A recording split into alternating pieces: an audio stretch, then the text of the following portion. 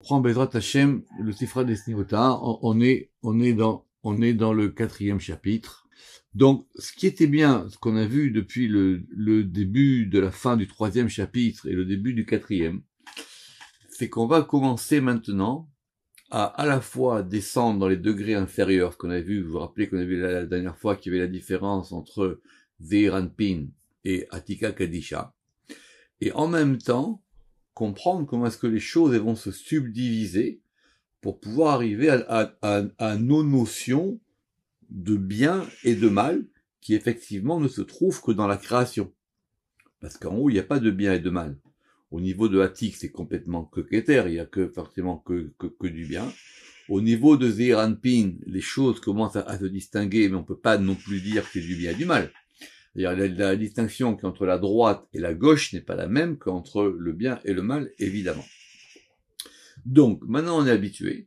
À chaque fois, on revient sur des versets de la création, de Maaseh Bereshit, et on va pas les couper, mais on va les comparer avec d'autres versets, et c'est de la comparaison de ces versets qu'on va essayer de comprendre ce qui se passe.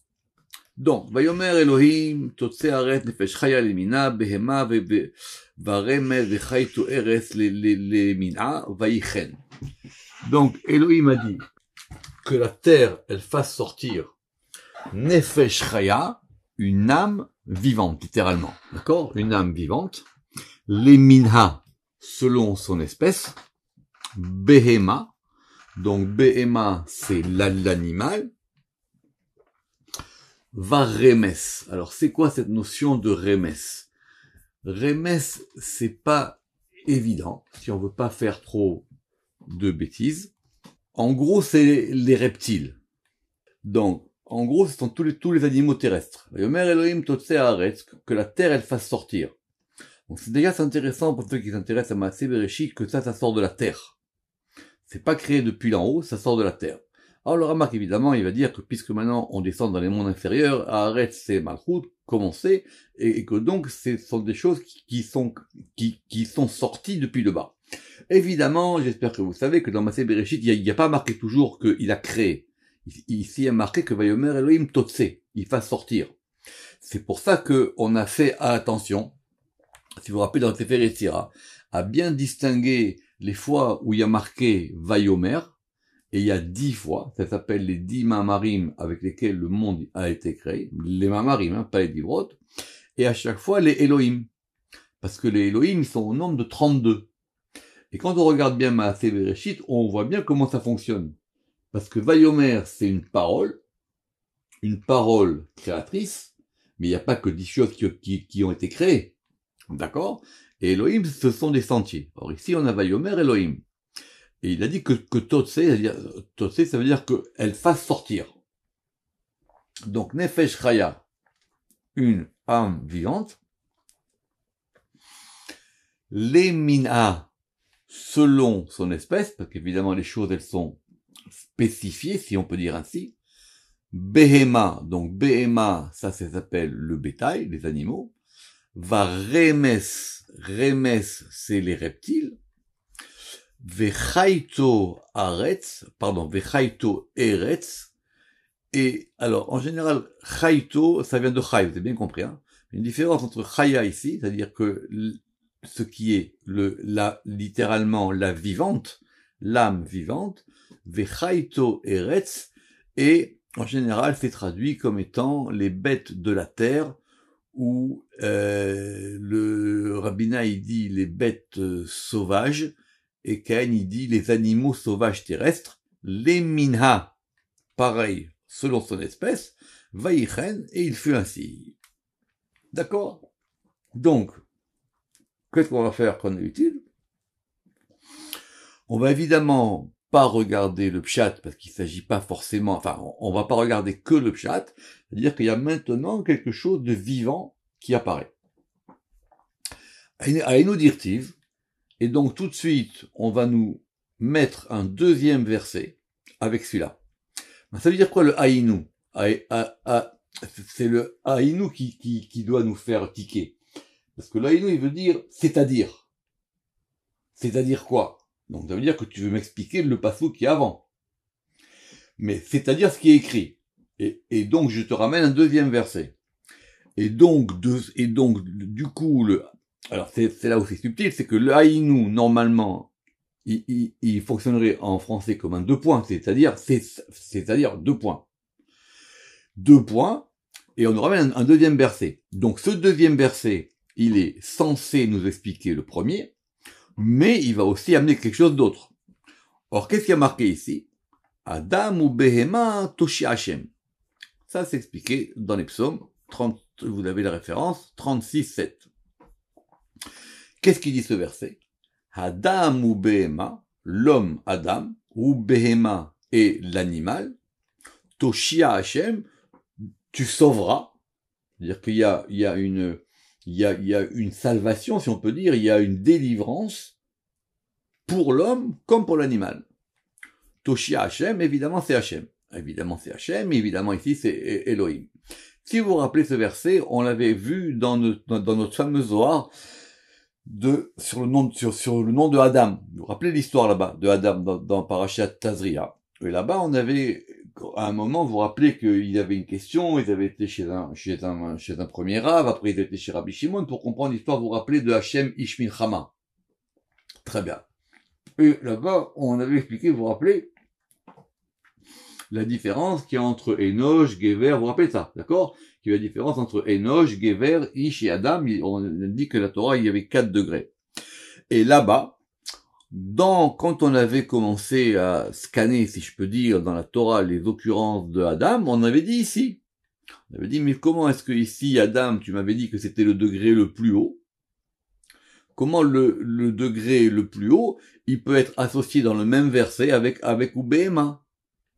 Qu'est-ce qu'il avait répondu là-bas le Zohar? Il avait répondu que c'était en fin de compte pour indiquer toute la création. Du degré le plus haut de Adam jusqu'au degré le plus bas l'animal. Et ça va être le sujet d'aujourd'hui d'après le Ramak. Parce que, et c'est une question très intéressante, et même d'actualité si on peut dire, comment est-ce que l'homme, il est lié au monde animal?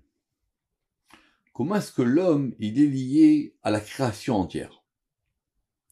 Donc maintenant, si on reprend, ce deuxième verset, Adam ou Behema Toshi Hashem, il est censé nous expliquer le premier. Yomer Elohim Totseares Nefesh Chaya. Donc, Lemina Behema. Maintenant, qu'est-ce qu'on a pris dans le verset? On a pris que Behema. On n'a pas pris le reptile et la bête sauvage. Alors, Behema, c'est à la fois effectivement l'animal, on va dire, le bétail, sur pattes, et c'est à la fois l'animal dans son sens plus général de l'animalité. Mais on va distinguer maintenant entre les différents degrés de l'animalité. Autrement dit, si l'homme il est lié au monde animal, et on veut comprendre ça, comment est-ce que l'homme il est lié au monde animal, on va donc distinguer dans des particularités de l'homme animal. Chad bichlala de achara mishtakecha. Super intéressant, dit le Ramak. Ça veut dire, dans la totalité de l'autre, il se trouve. Autrement dit, il y a une connexion entre l'homme et l'animal. Donc, quand dans la création va apparaître l'animal, c'est l'animal lié à l'homme. Il y a donc une connexion entre l'homme et l'animal. Maintenant, quand on a dit Chad bichlala d'achara mishtakecha, le Ramak il dit, mais on nous dit pas lequel avec lequel. Là, on relie. Là, Chad, lequel, on sait pas. Là, en tout cas, c'est l'un des deux, c'est sûr.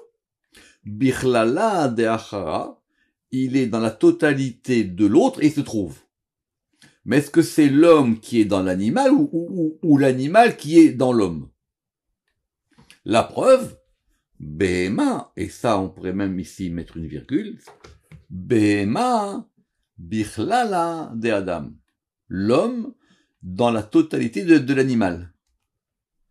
Alors, il a une question logique. Il dit, mais est-ce que c'est l'homme qui est lié à l'animal ou l'animal qui est à l'homme? C'est-à-dire, pourquoi? Parce que cette expression de birlala, elle veut dire que l'un, il est totalisé.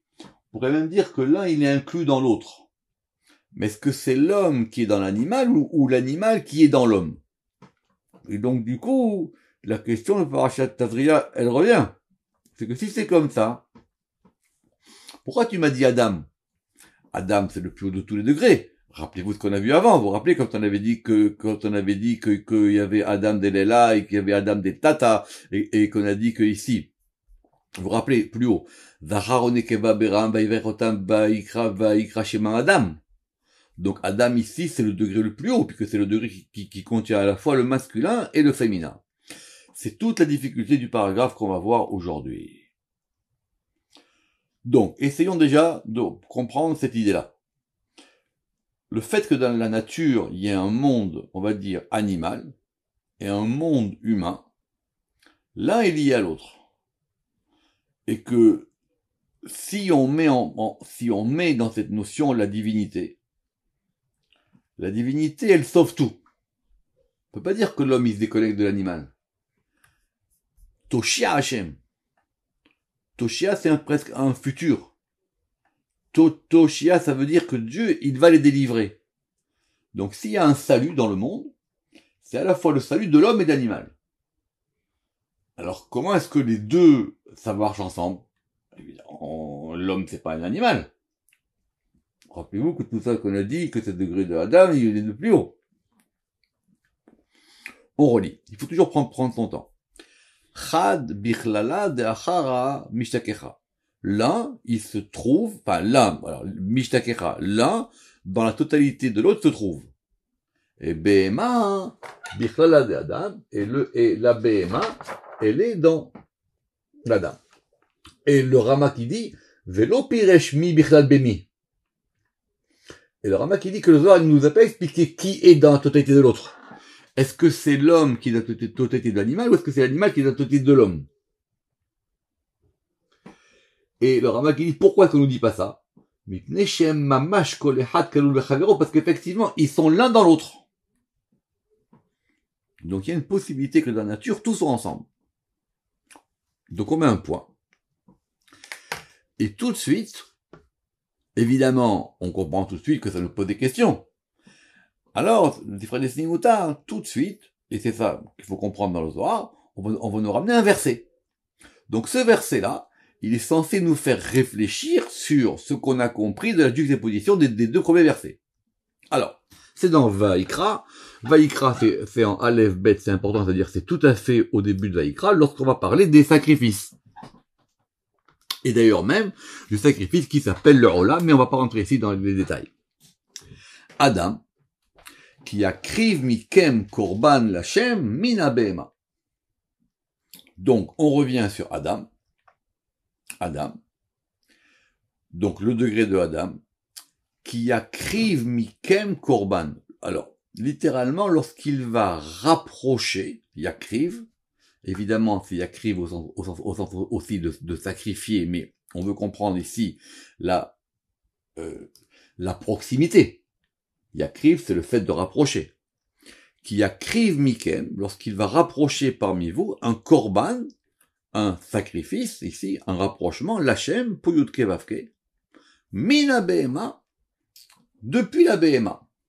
Alors, si vous voulez faire attention, le verset, il dit pas ça exactement. Enfin, il ne dit pas que ça. Le verset, quand on regarde le verset, on prend Vaïkra 1, 2, et le pasouk, il dit quoi? Mina behema, mina bakar ou mina tson. C'est-à-dire que le verset là-bas, il dit plus de choses. Il dit que c'est soit du gros bétail, soit du petit bétail, alors, que ce soit d'un animal, du petit bétail ou du gros bétail, takrivu et korbanichem, vous approcherez votre sacrifice. Ok. Alors, ça va être un sujet écologique. Quand on veut nous parler ici de l'unification de l'homme avec l'animal, c'est quoi le verset qu'on nous ramène? Le sacrifice. Parce que contrairement à ce que les modernes croient, le point de juxtaposition entre l'homme et l'animal, c'est cette notion qui s'appelle le korban. Alors bon, je sais que c'est étranger à beaucoup d'oreilles modernes, mais en tout cas, c'est ce qui est marqué ici. Mais, on nous a pas dit simplement l'homme, on nous a dit Adam. C'était la question qu'on avait là-bas. Rappelez-vous le Zohar dans Parashat Tazria. Le Zohar, il nous dit là-bas, mais tu nous dis que Adam, c'est le plus haut des degrés. Or, si quelqu'un, il fait un sacrifice, évidemment, d'après la Torah elle-même, c'est qu'il a fait quelque chose. Alors, pas forcément. Évidemment, le korban Ola, on peut donner un korban uniquement parce qu'on a envie, mais en tout cas, la notion de sacrifice, elle est aussi le fait que quelqu'un, il veut se rapprocher de Dieu. Donc, soit il se rapproche de Dieu simplement parce qu'il veut, soit il se rapproche de Dieu parce qu'effectivement, à un moment, il a été distancié. Parce qu'à un moment, il s'est retrouvé loin. Et comme il s'est retrouvé loin, et c'est là qu'intervient la notion de faute, à un moment, il y a quelque chose qui a une distance entre lui et Dieu. Donc, pour pouvoir éliminer cette distance, pour pouvoir donc effectuer ce rapprochement, c'est ça la notion de korban, ça passe par l'animal. Ah, alors, grande question métaphysique. Ça veut dire quoi? Alors, il faut revenir au pshat. D'abord, sachez que la Torah, elle s'adresse à des gens qui sont près de la terre. La Torah, elle parle pas de commerçants. Elle parle d'agriculteurs.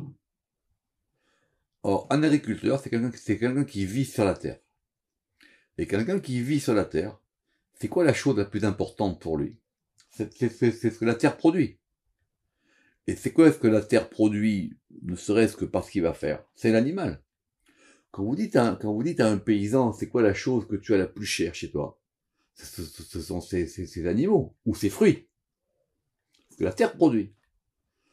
Donc, cette proximité de l'homme avec l'animal, elle fait que quand les deux s'assemblent, ils peuvent se rapprocher de Dieu. Alors, c'est une grande question, j'ai pas le temps de faire des cours là-dessus trop longs, mais je pourrais peut-être dire comme ça ici, qu'il y a une disconnexion, et qu'ici ce qu'on veut c'est un rapprochement, c'est un korban. Ce rapprochement, il fait que on va relier l'homme à la terre. Or, pour relier l'homme à la terre, ça passe par l'animal. Mishum de itkelal bichlala de Adam. Parce que, de itkelal, parce qu'il est totalisé dans la totalité de Adam. Parce que ce degré de Adam, c'est pas simplement l'homme le plus haut, c'est l'homme le plus haut connecté à tout. Et s'il est connecté à tout, alors il y a forcément le monde avec lui. Et s'il y a le monde avec lui, il y a l'animal avec lui. Très bien. Alors le Rama qui dit, mais alors il faut donc que vous m'expliquiez qu'est-ce qui est marqué dans le Ézéchiel. Parce que toute l'histoire de Ézéchiel, finalement, de ce chariot, là-bas aussi, on a des animaux et on a Adam. J'espère que vous en souvenez. Ézéchiel, le chariot, il a la face du lion, la face du bœuf, la face de l'aigle et la face de Adam. Et qu'est-ce qu'on a dit là-bas? On a dit que bien qu'il y a chaque fois dans chacune des chayas 4 visages, que chaque chaya, elle a évidemment son visage à elle, mais qu'est-ce qu'il a dit au début Ézéchiel? Il a dit que tout ça c'était comme Adam. Au début de la vision, il dit que j'ai vu comme c'était comme Adam. Et après, effectivement, il va détailler. C'est la même chose ici. Ce degré de Adam, il comprend tout en lui. Et comme il comprend tout en lui, il a à la fois avec lui la part, et on peut dire le mot, la part d'animalité. Mais cette animalité qui est avec lui, c'est une animalité qui va permettre justement le rapprochement. C'est pas chouette. Quand un homme, il veut se rapprocher de Dieu et que lui-même, il n'est pas proche de la nature, ou que lui-même, il n'est pas proche de ce qui se passe dans le monde, alors c'est complètement abstrait. C'est complètement abstrait. Quand quelqu'un il travaille la terre, quand quelqu'un il travaille les champs, quand quelqu'un il voit la nature, donc c'est clair que s'il veut se rapprocher de Dieu, il faut que tout ça fasse un tout. On va pas Chas v'Shalom déconnecter l'homme du monde. Donc tout ça c'est ensemble.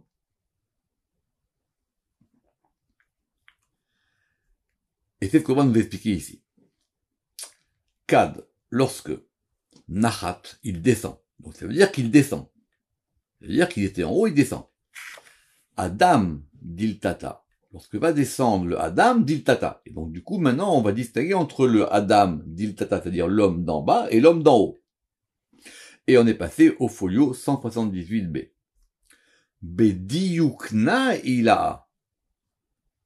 Ça, c'est la réponse à la question qu'on avait dans Shar HaNeshama.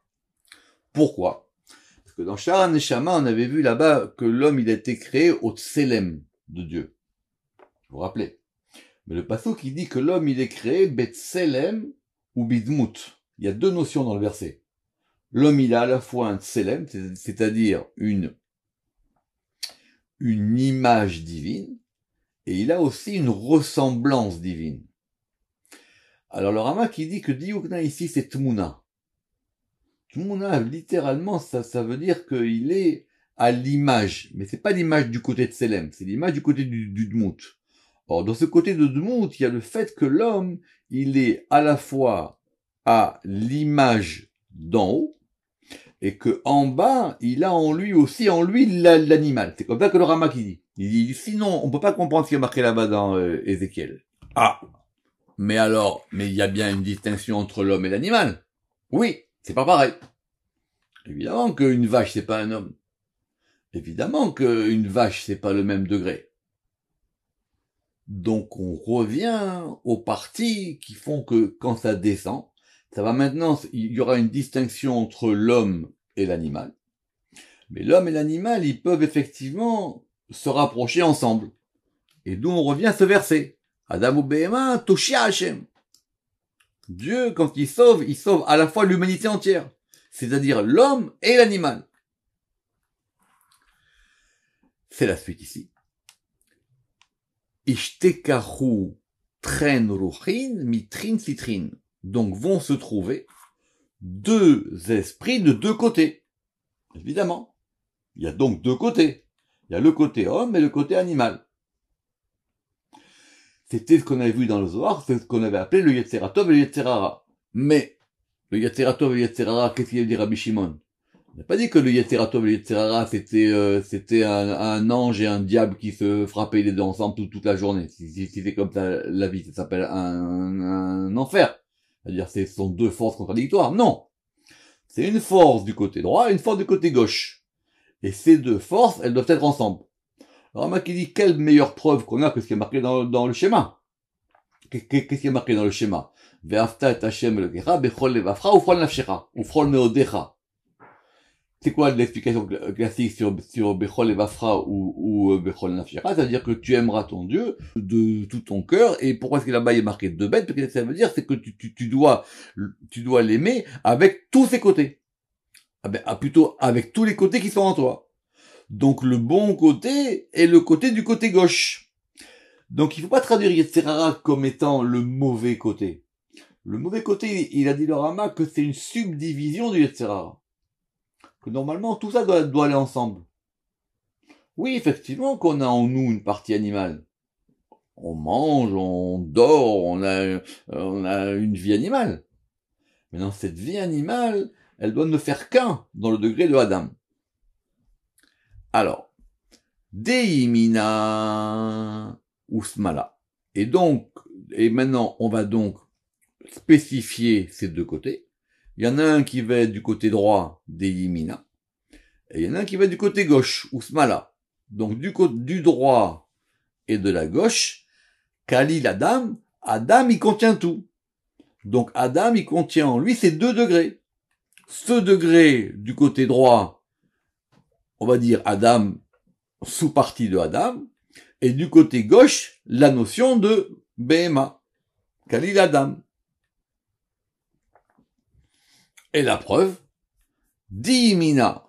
Et maintenant, on va expliquer. Du côté droit, c'est ce qu'on va appeler l'âme sainte. Et du côté gauche, Nefesh Chaya. Et du côté gauche, notre fameux Nefesh Chaya. Du verset plus haut. Et du côté gauche, Nefesh Chaya.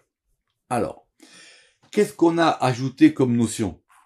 On a ajouté la notion de la Nishmata Kadisha. Donc, du côté droit, c'est ce qu'on appelle Nishmata Kadisha, l'âme sainte. Et du côté gauche, Nefesh Chaya. Pourquoi dans le premier cas on a pris l'araméen et dans le deuxième cas on a pris le verset? Bonne question. Alors évidemment, Nefesh Chaya, on l'avait du pasouk. Parce que c'est ça qu'effectivement, quand apparaît les animaux terrestres, on a employé ce terme de Nefesh Chaya. Très bien. Et du côté droit, hein, il dit ça s'appelle Nishmata. Alors Nishmata, c'est l'araméen de Neshama. Parce que l'araméen de Nefesh, c'est Nafsha. Donc on a la Neshama et on a le Nefesh. Donc, une fois de plus, on va revenir à cette notion-là qui est souvent mal traduite et mal interprétée de ce qu'on va appeler le Nefesh à Béhamit, c'est-à-dire l'âme animale. Mais l'âme animale, vous vous rappelez qu'on a vu dans Shara Neshama, c'est pas simplement le degré purement vital des choses. Évidemment que la Nefesh à Béhamit, c'est ce qui permet qu'effectivement on ait le minimum de fonctions vitales. Pas de problème. Mais on avait vu que c'était aussi ce degré de Nefesh. Donc, tout pour tout ça, le Rama qui dit, il faut revoir ce que j'ai écrit dans Shara Neshama. De comprendre comment ces degrés, ils sont ensemble. Mais ici, on voyait bien qu'ils sont ensemble. Je reprends. Ils vont donc se trouver Trin Ruchin. Ils vont donc se trouver comme étant deux esprits. Mitrin, Citrin de deux côtés. Du côté d'Imina, de la droite, ou Smala, de la gauche. Et tout ça est totalisé dans Adam. Du côté droit, Dimina, Nishmata Kadisha. Du côté droit, c'est ce qu'on appelle l'âme sainte. Pourquoi sainte? Bonne question.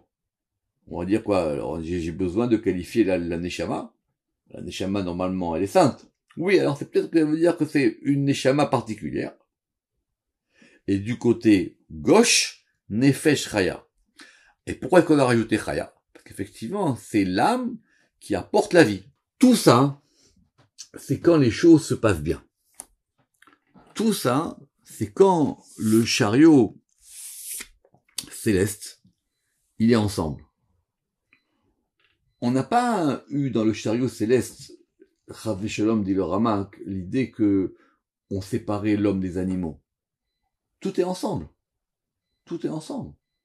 Les chayot, elles ont des aspects animaux et elles ont un aspect adamique qui contient tout. Donc tout est ensemble. Maintenant, le côté, on va dire, que le Rama qui dit le côté extérieur, chitson, de l'animalité, comment il fonctionne? Concrètement, la personne qui va faire un sacrifice, il dit le Rama, il fait quoi? Il va choisir un animal, Mikem, c'est marqué dans le Passouk, Mikem, et cet animal, il va l'amener au temple avec le Kohen, et il va dire voilà, j'ai fait des fautes. Donc il va reconnaître ses fautes, c'est toutes les étapes du sacrifice, c'est-à-dire le vidouille, et il faut qu'il reconnaisse verbalement, donc il les dise, vidouille à paix. Il va s'associer à l'animal dans ce vidouille, puisqu'il fait le vidouille avec l'animal, et cet animal, il est sacrifié.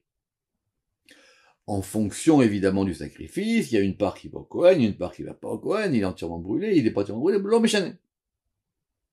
Voilà comment tout ça rentre ensemble. Maintenant, tout de suite, on peut pas en rester là.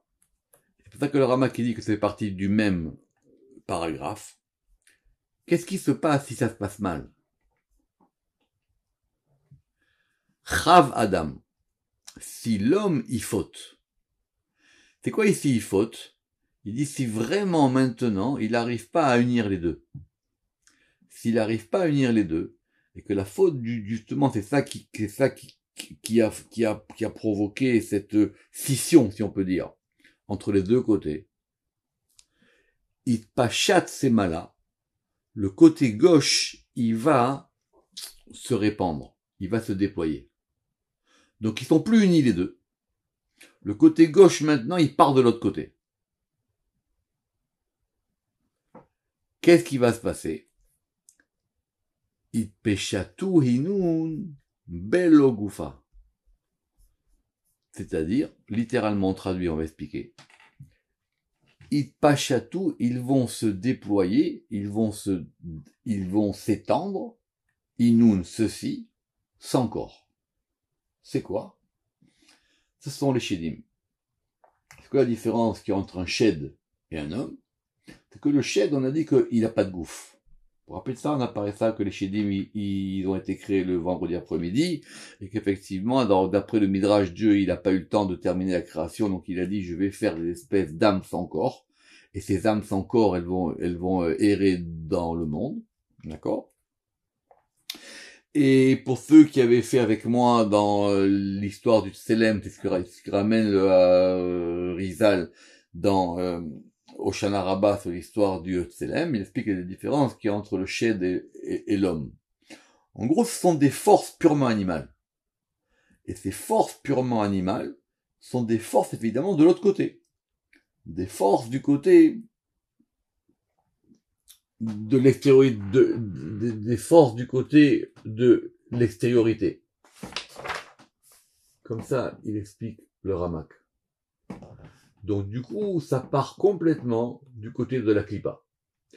Alors comme ça part directement du côté de la Klippa, le Ramak il dit, ça veut dire quoi? Que Itpashetu inun belo gufa, c'est-à-dire qu'ils vont se déployer ceci sans corps.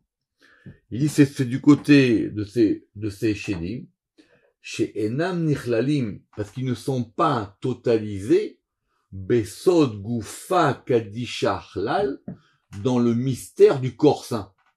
Évidemment, il y a bien une sainteté du corps. Et donc, ce sont les forces extérieures, V'em Chitzonim. Alors, il dit là-bas que c'est le secret de Caïn et de sa jumelle, parce que vous savez qu'ils sont tous nés avec leurs jumelles, et Caïn, tout ça, bon, ce sont des sujets un peu compliqués pour ceux qui savent pas. Kad, mit dabekin dabeda. Et lorsque maintenant, alors les dabek, ça veut dire ils vont se coller littéralement, d'accord? C'est-à-dire que lorsqu'ils vont se mettre ensemble, qui se met ensemble?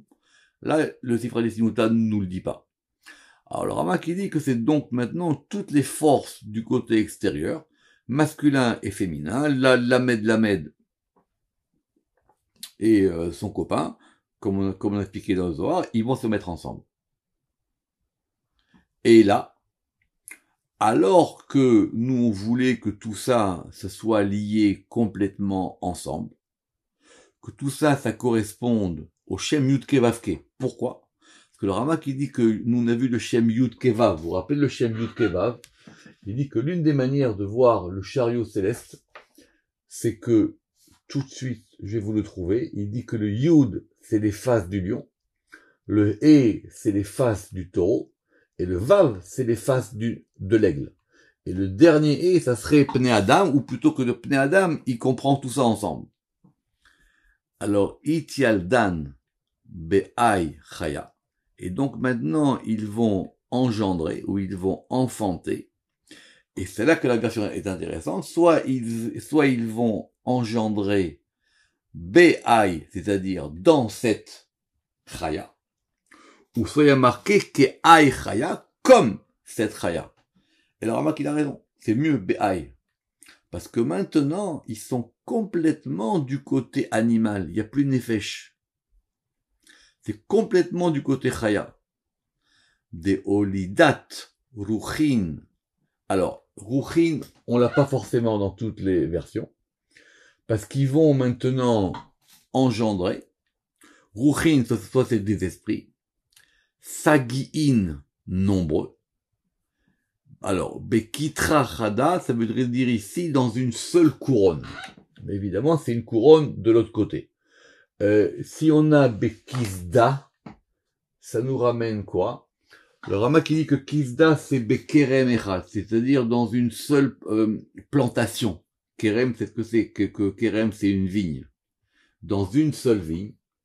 C'est-à-dire que maintenant, ça donne toutes les espèces qui sont du mauvais côté de l'animal. Or, c'est quoi? C'est la suite du verset. Va remez vechaito eres lemina. C'est pour ça qu'on a pris que BMA. Et ça, c'est quoi? Eh ben, c'est les reptiles et les bêtes sauvages qui, eux, sont de l'autre côté. On reprendra la prochaine fois. Baruch Adonai Le'olam. Amen ve Amen.